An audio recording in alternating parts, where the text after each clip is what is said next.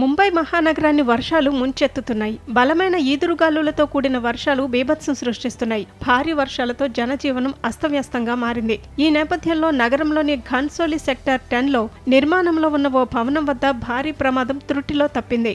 Sector 10లో నిర్మాణంలో ఉన్న భవనం చుట్టూ రక్షణ కోసం ఏర్పాటు చేసిన భారీ ఇనుప షీట్లు గాలుల దాటికి ఒక్కసారిగా కుప్పకూలి రోడ్డుపైన పడ్డాయి. అదృష్టవశాత్తు ఆ సమయంలో అక్కడ ఎవరూ లేకపోవడంతో పెను ప్రమాదం తప్పింది. నిత్యం రద్దీగా ఉండే ఆ ప్రాంతంలో అదే సమయంలో పాదచారులు లేదా వాహనదారులు ఎవరైనా వెళ్లి ఉంటే ఆ ఇనుప షీట్ల కింద నలిగి ప్రాణాలు కోల్పోయేవారు. త్రుటిలో ఎంత ప్రమాదం తప్పిందని స్థానికులు తీవ్ర భయాందోళనకు గురయ్యారు. క్షణం ఆలస్యమైతే ఘోరం జరిగిపోయేది అంటూ అక్కడి వారు ఊపిరి పీల్చుకున్నారు.